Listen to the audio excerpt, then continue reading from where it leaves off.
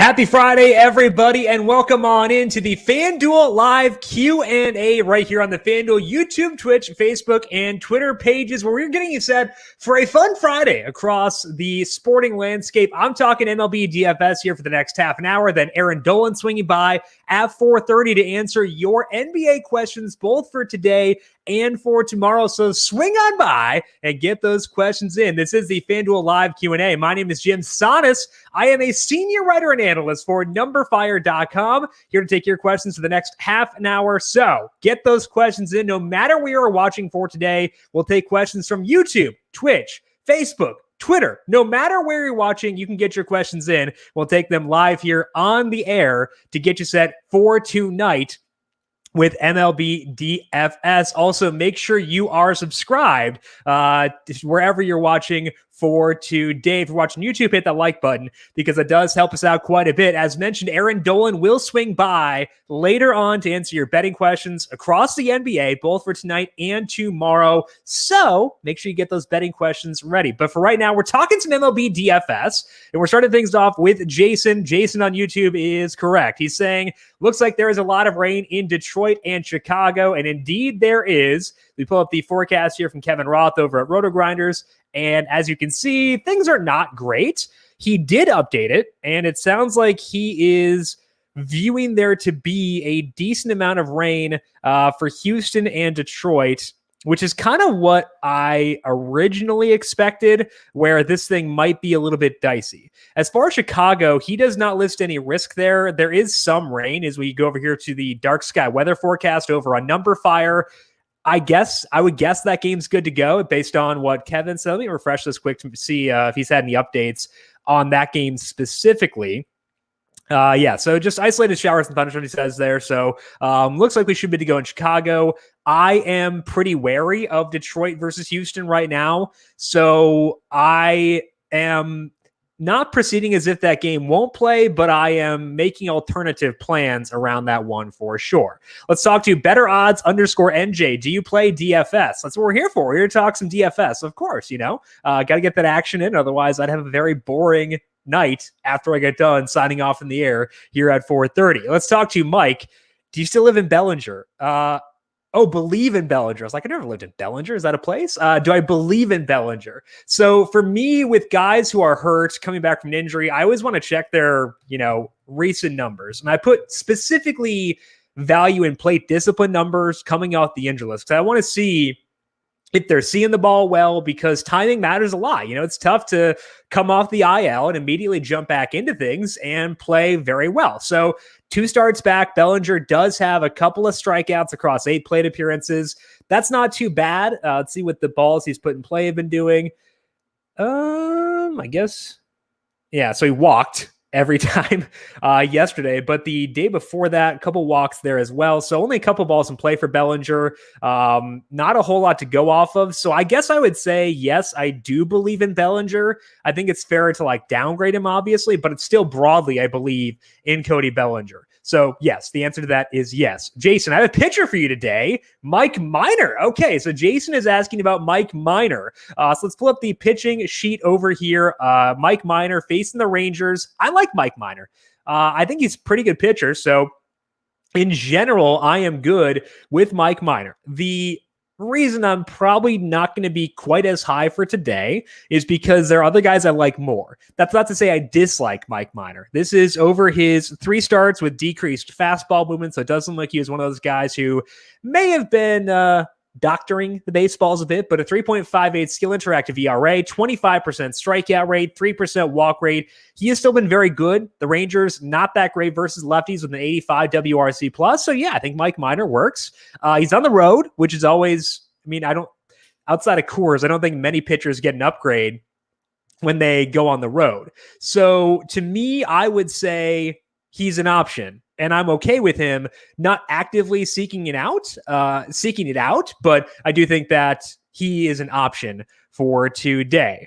Let's talk to Dennis is asking about Giannis and his 35 points. That'll be later on. We'll talk to Erin about that and get her thoughts on some player props for tonight. Jeremiah says, you've been on the money the past few weeks. It's been a good few weeks. I had a rough patch there at the beginning, like May or so, but the past few weeks have been better. I'm not sure if it's because of like the sticky stuff and paying super close attention to that or what it's been, but it's worked out well. So no complaints here for sure. Jackie over on Twitch. Welcome back, Jackie. Smart move to stay away from my Cardinals yesterday. Pitiful. I said not to stack the Pirates, and that, I should have done that, I guess, apparently. Adam Frazier. Someone asked about Adam Frazier, and he went off. So kudos to whoever asked about Adam Frazier. I was not there, very much so. The Cardinals, it's rough. Kim does a good job expressing our contacts, so hopefully, Jackie, you can get back in the win column for today, but not a game I'm turning to for DFS for tonight. Let's talk to Nick. Kwang Young Kim against Pittsburgh or Gonsolin against the Cubs. Start which one? Preferably neither, because Kim doesn't get enough strikeouts for me to consider him for DFS, also facing a low strikeout team, so not enough upside there. Gonsolin, coming off of a shoulder injury, he got hurt. I don't know if he got hurt during the game or what, but he left after 46 pitches. He's going to start, but his velocity was way down. So I would say neither if you can avoid it, Nick. Jackie, what's your best value pitcher or pitchers for today? I think there are two who grade out well. I define them as being value pitchers because basically they're not Carlos Rodon. But the two guys I like for today are Chris Paddack against the Diamondbacks and then Pablo Lopez against the Nationals. Very scary to use someone who is facing John Lester, not John Lester. John Lester's not a threat at the plate, but Kyle Schwarber is. So that's scary, but something Lopez grades out well. My preference is for Paddack. Facing Arizona, they love to lose, I guess is the best way to phrase that. 80 WRC plus versus righties, 130 ISO, 25% strikeout rate. Great matchup. Good weather for pitching for today as well. And Paddack has been better. He's been increasing his curveball usage over his past 7 starts, kind of giving him a third effective pitch. And he's done well. 29% strikeout rate, 3.21 skill interactive ERA, 4% walk rate in that time for Chris Paddack. Putting that in a good matchup, he grades out well. The reason I still prefer Carlos Rodon over Paddack and Lopez is Paddack doesn't go super deep into games. He'll go 90 to 95 or so. Past 4 has been 93, 94, 84, 87. That's not great. So I prefer Rodon, who will go like 116 or so. But I do think that Paddack works if you can't get to Rodon from a salary perspective. Let's talk to DJ. Did you use the Cubs excuse note from Twitter to get out of work? Go Cats. Go Cubs. Sorry, I thought you said go Cats. It's subliminal messaging here as I'm wearing my Northwestern shirt. I did not use a Cubs note for today. I woke up to the notification that I threw the combined no-hitter. I am too old, DJ, to stay up that late watching games. So I'm washed, and I will fully admit that. Diffuse, are you high on the Reds at all? They're facing Drew Smyly, and Smyly is a guy I have targeted with stacks quite a bit so far this year, but he's been changing things up a lot. He has been altering his pitch mix pretty dramatically, and it worked really well back on Sunday, I believe it was, when he was starting. So the hard contact against Smyly has been down over his past 4 starts with less movement. So the Reds are a consideration because Smyly does let up fly balls and in the past has allowed hard contact. I am lower on them because Smyly has made gains with the batted ball suppression over the past couple of starts. So I think that they are an option, but I'm not super high on them personally. Let's talk to Alvin. Do you like the Marlins as a stack or a one-off? Not there personally because John Lester does a good job with contact suppression and it's a bad park. Also not a great offense versus lefties. Lester is someone I am broadly okay stacking against if it's a really good offense. Marlins aren't quite that. And the reason that I'm hesitant with Lester is that 37% hard hit rate allowed. This is over his 5 starts with more sinkers and more curveballs. 33% fly ball rate allowed. So he's keeping the ball from, they're not whacking it against him basically. So I think that I'm okay being lower on the Marlins. You mentioned one-offs, Alvin. I think I'd be more okay with one-offs than stacks there. So that's a consideration, but not high on my list. Jackie,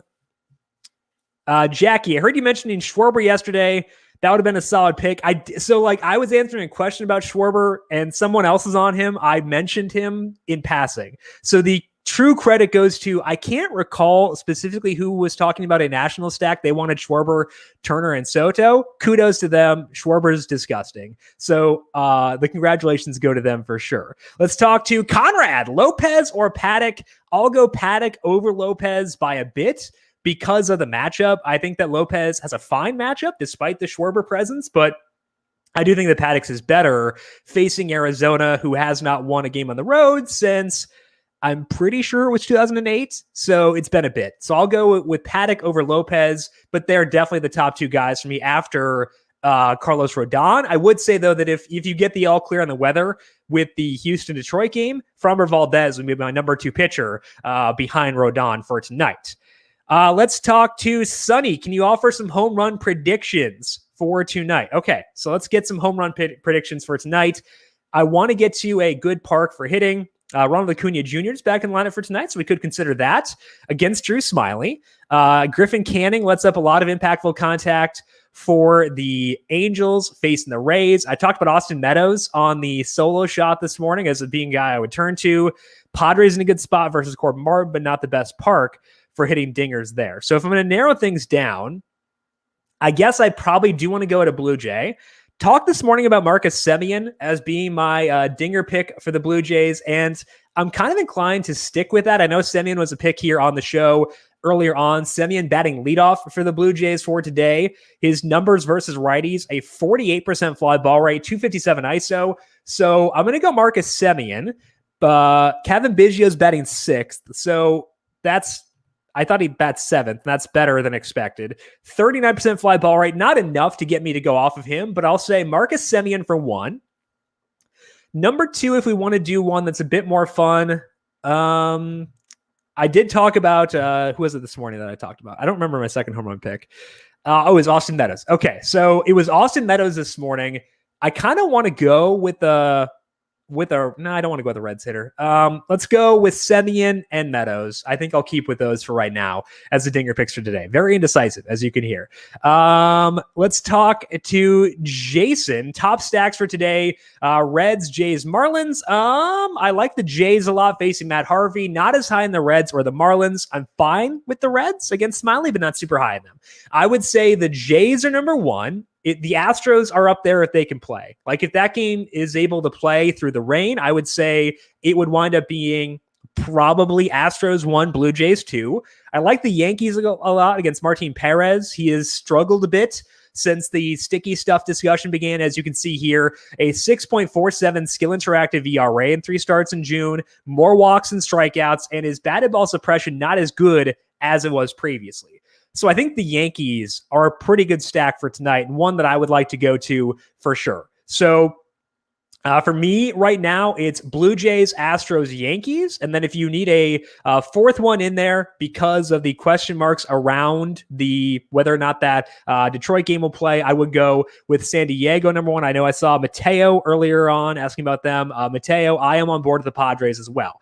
Kyle asking about thoughts on a Tampa Bay Rays stack. So the Rays are facing Griffin Canning. Talked about this morning, but he lets up a lot of impactful contact, and the Rays can make hard contact as well. Across 4 starts for Canning with more curveballs. He has allowed a 49% hard hit rate, a 51% fly ball rate. So Kyle, they are strictly for tournaments because they will strike out. Canning can get strikeouts, but I think if you're okay with that risk, they're a good stack. So yeah, I like the Rays for today. I think that they tend to set up pretty well. They're not going to get us a lot of value for today if we're trying to get to Carlos Rodon, and also lineup's a little funky with no Brandon Lau, so that kind of stinks too. So the absence of Lau makes me kind of sad, but I think that there's still an option. Yandy Diaz, not a guy I tend to use versus righties, just not enough loft there. But the Rays, I think, are okay for today. DJ, Valdez or Manoah, and same teams for stack. So Valdez, if he plays, I love him. I think he's great. He's a good real world pitcher facing a team that will strike out versus lefties. So I think Valdez would be great. So hopefully we get Valdez. As far as stacks, I would say if that game plays, Astros by a hair over the Blue Jays, but it's close. Both those two teams will be my top 2 stacks for tonight.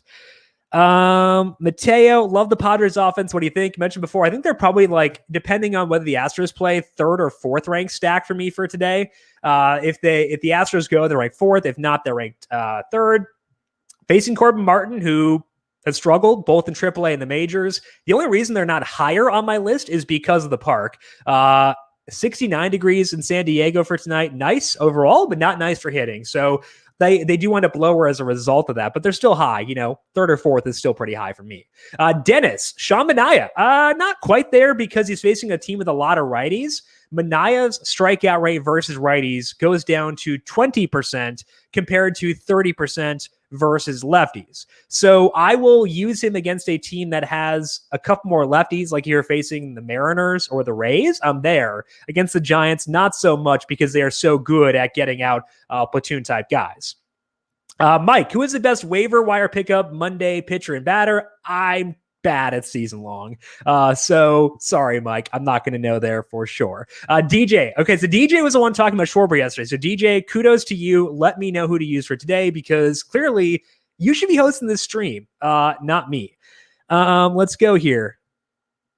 DJ is asking about Valdez. Oh, we talked about that before. Okay. So, Alvin, how do you rank the Blue Jays bats? Okay. So the Blue Jays, let's go over here. We had, I think there was someone who was out of the lineup for today who I was not expecting to be. Actually, all the usual dudes are in there. Okay. So we are good to just rank them however we want them. So I'm going to go Vlad 1. Shocker. I know I'm being bold here. I am being bold by putting Vladimir Guerrero Jr. number 1 among the Jays. Marcus Semien 2, he can get steals, a lot of power, no questions there. Bo Bichette will be number 3 for me. Then we dip down to the other guys here. Because Matt Harvey struggles so much with lefties, I'm going to bump Kevin Biggio up to number 4 for tonight behind Bichette, Semien, and Guerrero. So he's number 4. And then it's between Grichuk, Hernandez, and George Springer. Because Springer has struggled still coming off the injured list, I feel like I'm going to wind up favoring Grichuk and Hernandez over him for today. Now, that's tough because Springer is batting 5th and Grichuk's batting 7th, but I think Grichuk is kind of the one guy who gets you some salary savings on this Blue Jays team. Let's pull up the salaries here over on FanDuel. Grichuk's salary, $3,000. Actually, it's not a whole lot, but it's lower than Springer. Springer's $4,000. I think that's a lot for a guy who has struggled so far off the IL. So I'm going to go with Vlad, Semien, Bichette, Biggio, Teoscar, Grichuk, and then we'll go with Springer after that. Let's see here. Dennis, Rodon, 8 strikeouts. If you're talking about like betting player props, if Rodon's number is 8, yes. I was on the morning after on Sports Grid this morning with Ariel Epstein and Ben Stevens, and that was one of the guys we talked about there. And I said that like if Rodon's number was anywhere under like 28 and a half strikeouts, I'd take the over. Obviously a slight exaggeration, but also not really. So I think that if you can get it at 8, I think that's tremendous. Rodon has been really good, even when he's been pitching with the after the sticky stuff thing. He's had a 30% strikeout rate in all 3 starts in June. If we look at his 6 starts with more sliders, a 39% strikeout rate. The Mariners, 28% strikeout rate versus lefties. Rodon has been 106, 103, 106 pitches over his past 3 starts. Rodon, number 1 pitcher for DFS. And if you can get him at 8, I would say hit the over there.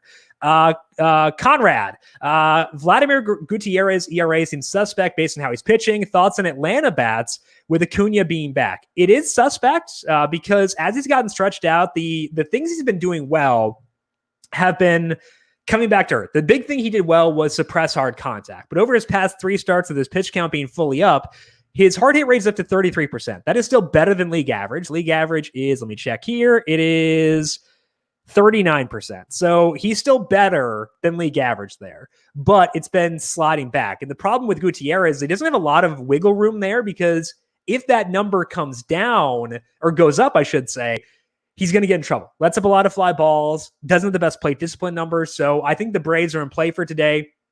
Good park, as always. So I would say the Braves, especially if you need salary savers to get to Carlos Rodon, I think the Braves grade out really well. Very okay with that. Dennis asking about Manaea getting to 6Ks. I would not be there personally as a result of the platoon numbers we talked about before. Let's talk to DJ Valdez. Oh, yeah, talked about that before. Okay, so let's talk to David on YouTube. Manoah is starting after he was suspended for throwing at the Orioles. Revenge game. Yeah, so revenge game narrative in play here for sure.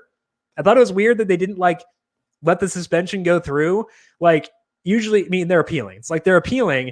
But I feel like they should have just let the suspension go through rather than having to face the Orioles once again. Because I downgrade pitchers when they're facing a team for a second consecutive time. So I would say I'm going to downgrade him as a result of that. If anything, maybe the Orioles get a revenge game against Manoah. I don't know. I think that I'm a bit concerned about going there as a result of this being a repeat matchup. So not super into Manoah tonight. I've been on Manoah previously and we'll be there again, but not for tonight personally. DJ, what do you think about Canning against Tampa Bay? Not there personally. Too much hard contact for him. Good team. And I just worry about the potential for them to take him deep. Dennis is asking about Joey Gallo one hit against Mike Minor. No, I'm not super into that one. Jason likes Reese McGuire. Okay, so I believe he is batting ninth. Yeah, batting ninth. Okay, so Reese McGuire versus righties, 141 ISO. It's not terrible. Luckily on FanDuel, you don't need to use a catcher, so I can avoid it pretty easily. McGuire, $2,200. Would I be shocked if he homered tonight? No. So if you want to go there, I'm not going to talk you out of it. I probably won't personally, just because I'll probably have better lower salaried options. But hey, I think that, Jason, that's not a terrible idea. I'll say that for sure. Jonathan, should I stack the Rangers lineup against Kansas City? No, I think Mike Minor's pretty good. So I would not go there personally. Jackie, I just locked my lineup. I'm still in the beginner section for fantasy games. Good luck. Again, we always talk about specific questions here as, talking about that specific slate, but you can always ask process-based questions too. So if you're confused, hey, what do you look for in pitchers? What do you look for in stacks? Stuff like that. Or what is a stack? Feel free to ask that too. More than happy to take process-based questions as well throughout the show for today. Let's talk to David. Revenge game for the Orioles, gonna light up Manoah. Yeah, so that's what I was thinking. I think that the Orioles might be more mad at Manoah than he's mad at them. So I think that I'm not going to stack the Orioles, but it's enough where I'm not going to stack or use Manoah either. So good process-based question here from DJ. What is ISO? ISO is isolated slugging percentage, which means it is their slugging percentage minus their batting average.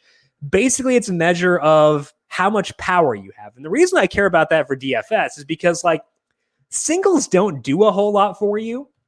And I'm accounting for strikeout rates in general by, looking at trying to target pitchers who don't get a lot of strikeouts. So let's take the Blue Jays here as an example. You see their WRC plus. That accounts for their walk rate. That accounts for their strikeout rate. That accounts for on base percentage, all that stuff. It takes into account everything that you do as a batter.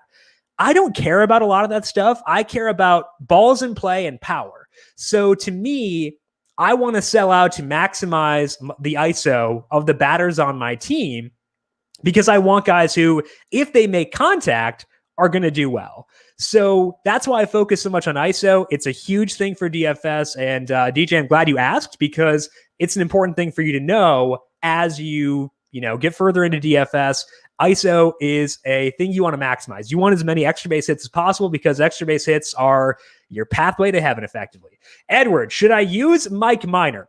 I mentioned before, I think I'm okay with him personally. I'm not actively seeking him out, but he's not a bad option. The Rangers, obviously not great versus lefties. Minor can get the job done. 25% strikeout rate in 3 starts with decreased fastball movement, 3.58 skill interactive ERA, decent matchup. He's on the road, and I do downgrade pretty much all pitchers on the road, but I think he works. Again, I'd rank him below Paddock and Lopez, but I think he works for sure. Jackie, of course, my phone freezes up right when you put my comment up. Sorry about that, Jackie. Just put more comments in. There you go. Problem solved. We can always find ways around that for sure. Dennis, Molina or Votto home run? They're facing Will Crowe. Crowe does a good job of suppressing hard contact, so I would not be in on the Reds here personally. Cal is looking at Mike Minor after stacking Toronto. Cal, go Chris Paddock. Come on, we talked about this. Go Chris Paddock as your pitcher. DJ, stack the Giants against Oakland. No, so like I mentioned before about how I'm not in on Manaea because of the platoon numbers, but the platoon numbers, the struggles versus righties are not big enough where I'd want to stack them. Manaea is a good pitcher. So, and it's also super cold there today, as always. 57 degrees in San Francisco for today. So I will not be stacking the Giants, despite the fact I don't want to use Manaea as a pitcher. That's the main thing for me so far for today. Jackie wants to go with the Rangers pitcher for tonight. So Jackie and Cal are on the same team, I believe. I think Cal said, yeah, Cal's using Mike Minor too. So Jackie and Cal both in the same team here, going with Mike Minor for tonight. For me personally, I'm going to go with Carlos Rodon. Haven't talked a lot about him. He's $11,200. That is definitely like not easy to get to, but it's also like not super hard. 29.75 left. Let's see if the Yankees lineup isn't yet.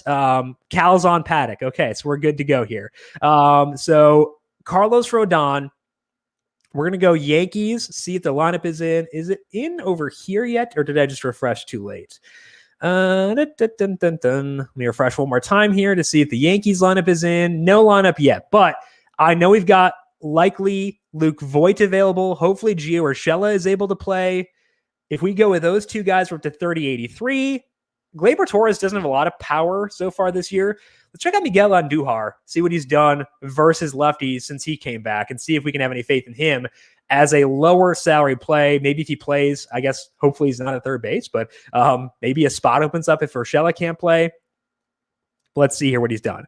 Andujar, 51 plate appearances, 061 ISO. That's not great either. Torres, 075 ISO versus lefties. This is pretty rough. So I would try to get to some value on the Yankees. That should make it easier to get to Carlos Rodon. I feel like they're kind of one of the more logical places to go for value. Braves are the other place I would say to look for some value. You've got Riley, Almonte, Swanson. William Contreras, I think, is actually not a terrible option. So all four of these guys could work as value plays to make it easier to get to Rodon. And I would try whatever you can do to get to them for tonight. Got a question over on Twitter. We got to wait for Erin. This dude is only MLB. You're right. Erin's going to be talking NBA here in just a bit. So do not fret. Erin will be up with you to talk NBA in just a little bit. She'll be on very soon. A couple more questions here before we hand it off over to Erin. DJ, Jonathan India, question mark? Yeah, I think that if you're looking for a value play, you could get take Smiley deep. I think that is an okay way to go. Jackie needs a big day from Mancini, Machado, Donaldson, Albies, and Franco. I'm not super into the Orioles personally. I have a lot of respect for Manoah, but that's where I'm at for that. Alvin, did your Blue Jays rankings factor in salary for Rodon or just in general? That was in general because I feel like I'm probably not going to be able to stack the Blue Jays with Rodon. But if you're trying actively to get to Rodon, that means you're probably looking at Biggio, Grichuk. I know Gurriel had a grand slam a couple nights ago, but like not super there. So Alvin, what I would say is stack the Braves to get the salary savers and then see what you can get to on the Blue Jays to see if you can make that work there. So I think that's where I would be there. That is all that we have for the MLB side of things for today. We're going to transition over now to talk some betting with Erin Dolan. She was here yesterday, had a lot of fun, so we're bringing her back on one more time. At least I had fun listening to Erin, so it's exciting to have her back here once again. Erin, we got a big NBA game tonight, another one going on tomorrow. How you doing today? I'm great. How are you? I'm excited. Watching your show right before this. Very good. Yeah. Have I gotten you hype enough to actually like do some MLB DFS? Can I get you on the train, or are we still just betting here? I'm still just betting for now. Okay. You got to get me on a train. I feel like the NFL season's a good time to start that up. Okay. Well, this is now my like new life goal is to get you to play MLB DFS. So that's we're gonna a tough sell for me. I know. I get it. It's a tough sell for a lot of people, and I totally get it because like there's a lot of weird stuff that goes into MLB DFS. So many. I get it. But my new life goal is to get you to play MLB DFS. And I'm excited to work towards it. But I'm also excited to hear your thoughts on tonight's game. How are we feeling about the NBA tonight? I'm feeling a little mixed emotions. I feel like tonight's a big prop night just because I last game I was like the Bucks are going to go off. They're going to go off, and Atlanta won. And as you know, they absolutely devastated me in the series before. So I think the Bucks do win tonight, but there's just a few things that are kind of freaking me out a little bit. Okay, well, I'm going to let you talk through that and take some questions about NBA betting and get set for that game tonight. Erin, good luck tonight with your bets. Yeah, of course. Have a good weekend too, Jim. You as well. Appreciate it. Thank you very much. Have fun. Yeah. All right, guys. How's everybody doing? Great to be back once again. I saw there was already some questions kind of filtering through as Jim was passing it off. So I'm just scrolling up just to see some of these. Let's see. All right. I know a lot of people are going to want to be coming at me for the one thing with the 8 and 10 rebounds off the bat. Just going to say it's based on NBA stats, and we're not going to have to worry about that in this show because there's nothing we can do because it's NBA stats. But anyways, big game 2 tonight between the Hawks and the Bucks. As you know, for game 1, the Hawks were able to win by 3 points. A lot of the player props that I like did pretty well, but I was really adamant about Jrue Holiday shutting down Trae Young, which absolutely did not happen. So I was taking the under on his points prop there, but unfortunately that did not go well for me because he had 48 points. So it's really going to be important for this game for Milwaukee, one, to shoot better from the 3-point line. That was terrible. They shot terrible all around, especially everybody besides for, of course, the Greek freak Giannis. The team's definitely going to have to step up and figure out which direction they're going to go, especially in terms of defense. I feel like they tried to figure out a way to shut down Trae Young, just was not working. He was absolutely just shimmying on them. And then, of course, it opened up the doors for other players like Clint Capella to be, scoring a lot of points when they're kind of had their eyes focused on Trae Young and solely on him himself. So in general, tough game 1 for the Bucks, but not too surprising that Atlanta won. I know that line had opened at 7.5, moved to 8 throughout a few days leading up to that, because obviously the lines aren't posted the morning of like the normal typical NBA schedule. Since we are in the postseason, they're posted about 2 days before. But the line basically looking the same, which is what freaks me out a little bit. Right now on the FanDuel Sportsbook, as you can see, for the spread, -8.5. This just jumped up half a point within the last half hour, and the total also dropped down. It was 226.5 down to 225. Now, for the spread, the reason I'm freaked out about it is because if you go to OddsFire, you can find whatever game that you are looking to bet on. So let's go to NBA. And you find the game. And as you can see, 85% of the money and bets right here for the spread, or 85% of the money, I should say, 61% of the bets are on the Atlanta Hawks. So why in the world is the line moving out in favor of the Bucks in the last half hour if more money is pouring in on the Atlanta Hawks? That to me makes absolutely no sense and screams to me if I was going to play the spread in any type of way, I would take the Hawks plus 8.5. Another thing that I had mentioned, first half spreads. The Bucks always cover the first half spread. It's -4.5. Once again, I took that last game. They ended up covering it at basically the last second. But if you want to take the Bucks on the spread and you feel more confident in one of the others, I would definitely go with the first half spread, especially since they played terrible in that first half. They had a lead at majority of the time in the first half, but still, it was an ugly sight, I think, for the Bucks. I think they just obviously all around played terrible. And then you can also see for the total here, money coming in on the under, as well as more bets coming in on the under as well, so that's not too surprising seeing that come from 226 and move down. That makes sense. But again, for the spread, that makes absolutely zero sense. So I'm staying completely away from it. And if I had to pick, I would definitely take the Hawks plus 8.5. Let me get into the comments. Collins, over 9 rebounds. I'm going to get into some of the player props that I like, but that is one that I do like. It's 9.5 on the FanDuel Sportsbook. He had 15 last game. I've been taking him for the majority of the playoffs in terms of rebounds, and it's always been working out for me. I'm kind of surprised it's not been adjusted to higher than 9.5 for this game, just given he had 15 last game, and he continues to keep hitting the overs in terms of his rebounds, but hopefully the Bucks don't notice that. Maybe they're watching the stream and then they're going to switch it up. But let's get into some of the, markets for this game.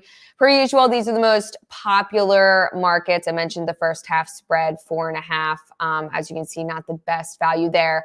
Also, another thing that I mentioned is playing these points match bet A and B. I actually like Trae Young for this and Jrue Holiday. So What's interesting about both these players, of course, Trae Young had 48 points last game. He absolutely annihilated everybody in that game, but had way more points than Giannis. So if you think that's good value there, I don't know what the Bucks are going to do to shut him down, but Trae Young always seems to figure it out clearly, considering the Sixers as well in the series before. And as for Jrue Holiday, he had 33 points last game opposed to Chris Middleton having 15 points. So I actually like that at plus 162 as well. And then to record a triple-double, we have Giannis a plus 750. He almost did that. He needed one more assist last game and he would have hit that. But I don't like anybody in this market tonight to have a triple-double. And then, of course, we had the same game parlay as the next tab. This is unique to FanDuel, and I'll give you a same game parlay at some point in this segment, but just wanted to mention that. Player points. Obviously, I feel like a lot of people like to score 25 plus, 30 plus, 35 plus. But of course, all the top guys are going to be, plus money for 35 plus. But like a Trae Young at 30 plus, you're not going to get obviously the best value. So sometimes if you want to just play them straight up, his points prop is 30.5 for tonight. For him, let me find this one fact I have about it. He has scored at least 30 points in 6 road playoff games so far this year. So considering I was so adamant about taking Trae Young under points last time, I feel like I have to say over for this 30.5. Giannis, let's see what he's at. He's at 33.5. He had 33 last game, so that's not surprising, right around there. But yeah, the points props are not always my favorite ones. I feel like sometimes, like I mentioned in the last broadcast I did, it's kind of overinflated just because of some of the players, like a Giannis or a Trae. But yes. All right. Player rebound. Since we mentioned John Collins, that was one guy that I did like. In terms of this, I know a lot of you guys are going to be probably commenting about the Ayton thing. I get it. Again, NBA stats has nothing to do with FanDuel. That needs to change on their end. Tweet at them. Don't tweet at FanDuel. There's nothing FanDuel can do. But yes, John Collins rebounds over 9.5, minus 112. Very, very much so like that. Also, Clint Capella, he's another one, 13.5 last game. He had 19. And I feel like John Collins and Capella both had so many rebounds because they were just crashing the board nonstop. And they were able to do that because the Bucks were so focused on trying to stop Trae Young. And honestly, I feel like that's more so on Jrue Holiday. He could not figure it out. And that was just honestly embarrassing for him. Just kind of go back to some of these comments. Giannis over 34, well, 33.5. Who's your favorite long shot to score 20 plus tonight? Let me go back. 20 plus points. So if you're going to do this, you might as well. Let me see. Looking at last game. John Collins had 23 last game, Trae Young 48. So I feel like if I was having to go with someone, because everybody else was 13, 12, they were basically nothing. I would say it would have to be John Collins at plus 200. But that's not even considered really a long shot. So I feel like the best shot at a long shot might be Clint Capella at plus 890. It might just be him. Because I feel like if you're going to take a long shot, you got to have it higher odds than that. Brooke Lopez should get more points to get down to the boards. Yes, it's a good point. Good point. But I probably wouldn't take Brooke Lopez for much. I feel like they were ripping him apart as well. He had 7 points last game, and he was kind of embarrassed as well. But let's keep it moving in some of the other markets. So points, player rebounds, player assist, same game parlay popular. When you go on to the FanDuel Sportsbook, obviously you see all this. But I don't know if you've noticed, for maybe somebody that's newer to the FanDuel Sportsbook, if you hit more, you can find player threes, player combos, first half, first quarter, all these other markets that are really fun to play into. But I'll click on a random one, for example, like margin. If you think they're going to win by a certain amount, there's a ton of plus value in these markets. It's just something that you have to dig into to find, because obviously it's not going to be on the popular page. In terms of one other prop that I really liked. So Chris Middleton, he went 0 for 9 from beyond the arc. So I like him over 2.5 made threes for tonight. That was another player prop. And then in terms of player, gotta find it, the doubles, player combos. So I was looking at Giannis. You can see like this is points plus assist, for example, but I'm going to go to points and rebounds. I like the under for this because he's averaging 13.5 rebounds per game, 29 points per game. But for some reason, I just have an instinct that he's going to go under this tonight. Under that 47.5. He did hit under this number in the last game as well. But there's a ton of fun markets like this if you want to bet on, just alternate points. And it's like, that's crazy that we even have markets that are available like this. So you can definitely dig into some of these markets depending on who you think is going to have a great game in terms of some of the different performances they could have. And then as well for this game, you guys can keep commenting questions because I will keep going back to these. I like the player performance doubles on the popular page. Also, very true. There are some of them on there. But quickly, wanted to go into some of the other fun things that we have for the NBA going on. We have boosts available for tonight, one of them being the 3x2. We usually have this for all the TNT games. So basically, we just need 2 3-pointers made in the first 3 minutes. This was brutal to watch last time. I'm going to be honest, it didn't hit last time. And that was because both sides were just chucking the ball up. They were not scoring any threes. Both teams shot terrible from beyond the arc for the entire game. So I like the 3x2 for tonight. It's plus 140. That's a super boost. And then we also have Giannis Antetokounmpo to score 35 plus points and the Bucks to win game 2. That's at plus 220. So if you think Giannis is going to go off again tonight, I feel like that's great value, plus 220. And those are the 2 boosts that you can take advantage of tonight on the FanDuel Sportsbook. But yeah, start guys dropping some more comments in so we can talk more about the game. I feel like I kind of mentioned some of the player props that I like. We also talked about the numbers and how I feel since more money and bets is coming in on Atlanta, and then you see the line shifting still in favor of the Bucks. It's a little slightly scary for me. This happened last game as well, where the Bucks kept taking it, or the line kept moving, in favor of the Bucks, despite more of the money coming in on Atlanta. So I was very worrisome about that last game, but I thought the Bucks were going to dominate at home. But as you know, I feel like anything can happen with the Atlanta Hawks. Another stat that I came across in terms of Atlanta, 6-2 on the road this postseason, and they've won their last 3 games as guests after the game 1 win. Very scary stat that I read this morning, because that insinuates that they're going to win today and possibly the Bucks go down 2 games just like they did against the Brooklyn Nets. And then we'll be having a totally different conversation, I'm sure, the next time that I'm on here about that.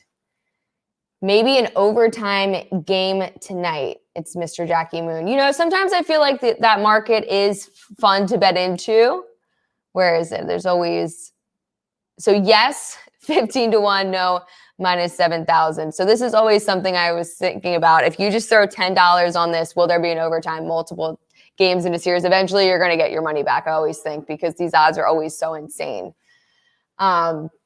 But overall, this is going to be another exciting game, very crucial in terms of how the Bucks are going to stand. Obviously, the Suns had surpassed the Bucks in terms of the favorite to win it all. Now the Suns plus 140, Bucks plus 150, Clippers plus 650. Great win for them last night. Hawks plus 750. And then obviously we still have the NBA Finals exact result, which you can bet on as well.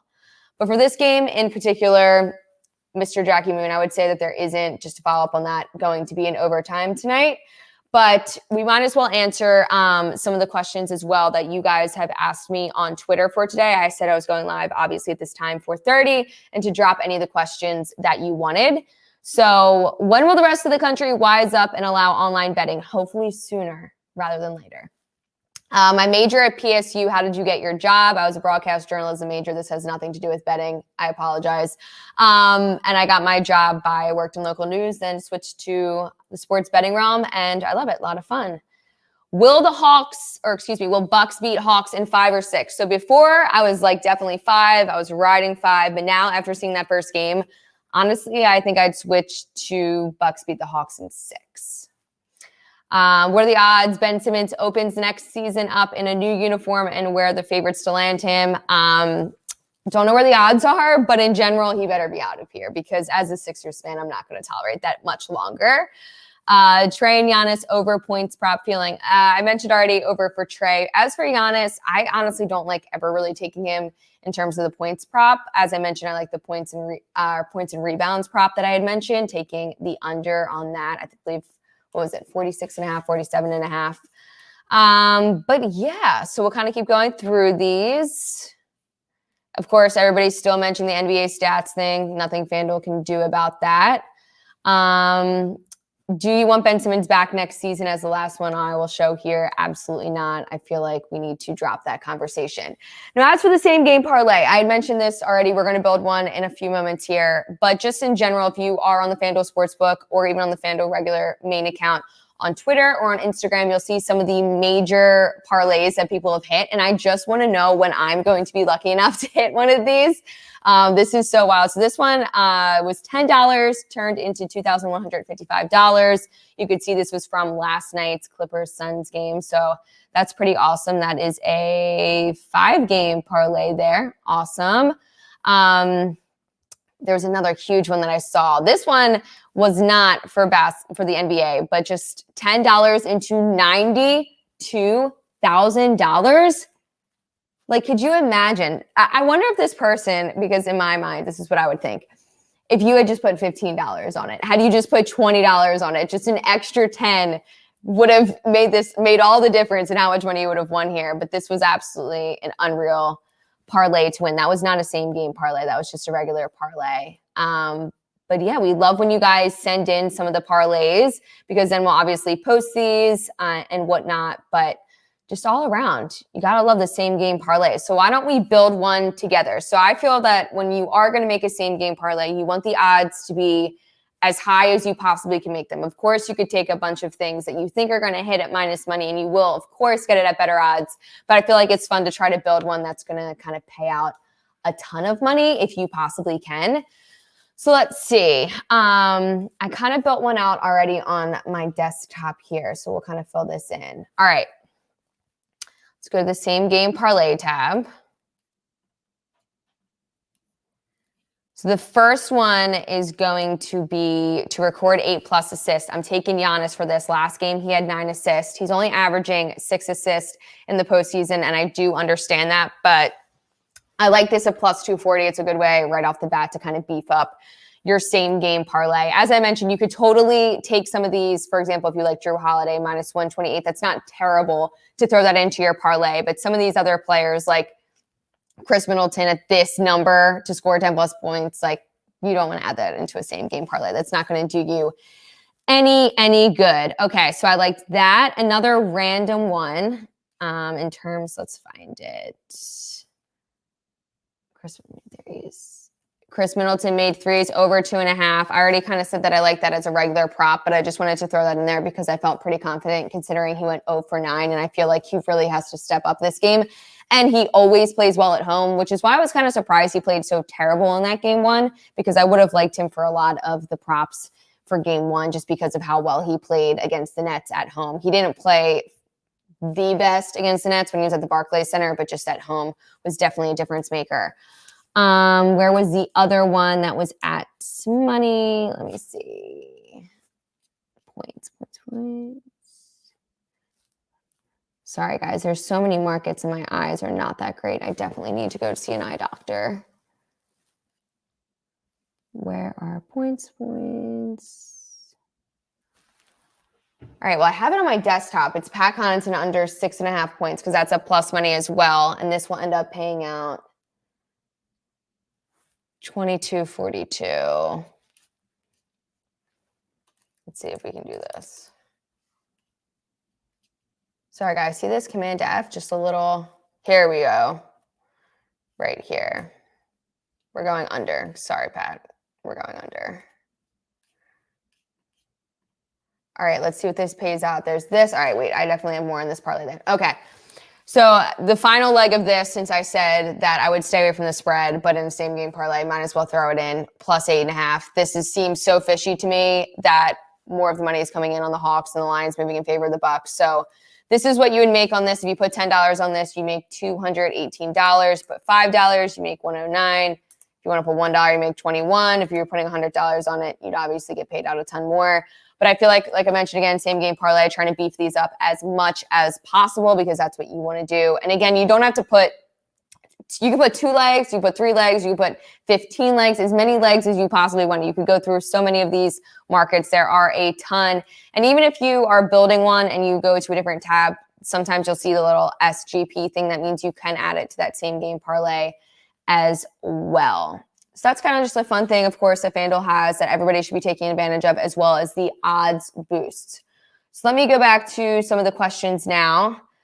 PJ Tucker made 1 3-point tonight. His over-under is 0.5.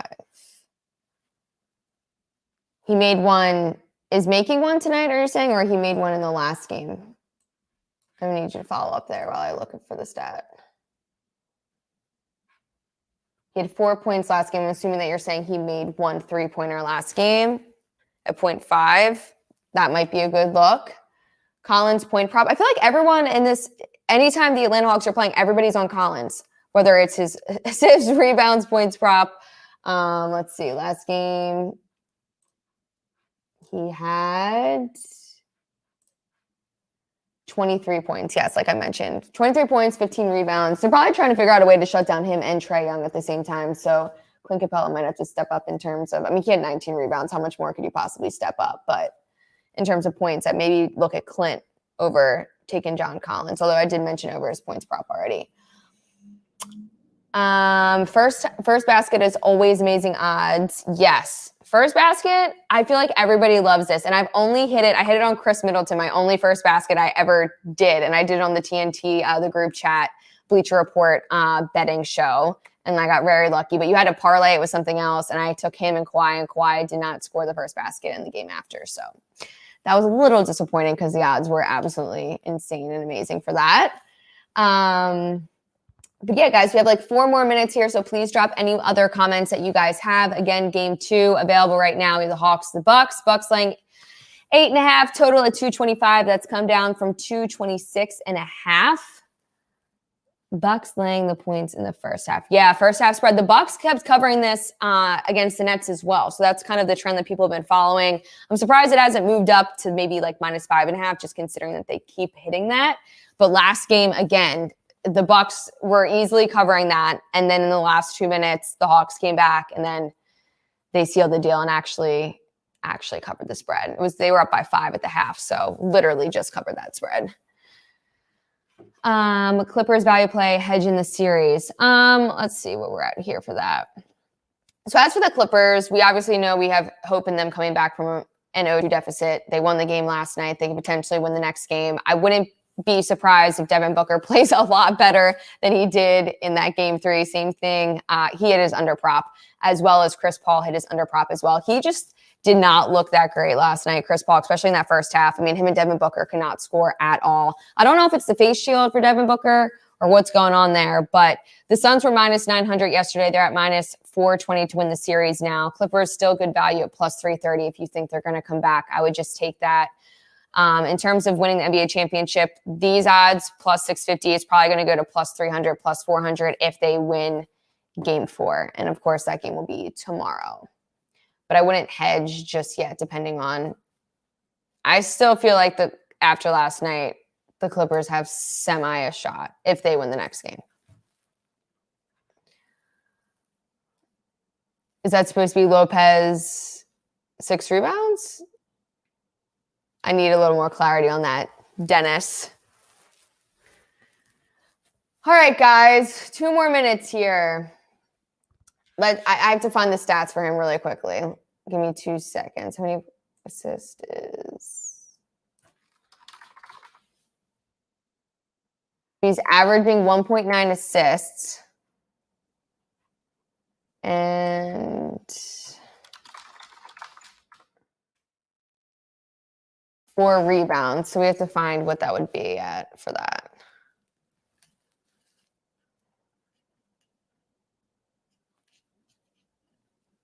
Player combos. Herder. Points plus rebounds at 17.5. Or what was it again? You wanted rebounds and assists.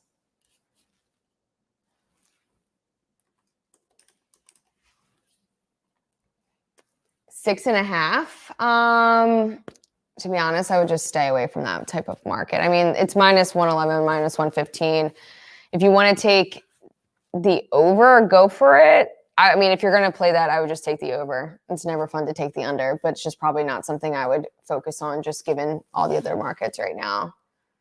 He's technically hitting just at the 6.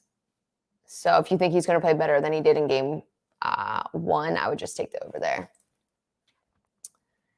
8 and rebound, no comment. I've commented multiple times. It's up to NBA stats. It's not up to FanDuel. So no matter how many times you guys tweeted us today, it's NBA stats. Nothing we can do about it. I'm staying away from Lopez rebounds. Burned me too many times for a 7-footer. I feel like Stephen A. Smith was going off about Lopez for sure on First Take after that game 1. So I feel like a lot of people are staying away from Lopez in terms of his player props. I personally never play him in terms of any of the player props. So I'm with you on that one. All right, guys. Well, again, game 2 tonight for this. And then we have the Clippers and the Suns will be playing tomorrow. So excited for that. Again, all this available right now on the FanDuel Sportsbook. They have odds boost up right now. You can do your same game parlay. Hopefully, Jim did great in the Q&A before and helped you guys out on the DFS side. Hopefully, this helped you for, again, game 2 tonight. Subscribe, like, follow this page. Thank you so much for joining us in this, and we will see you next week.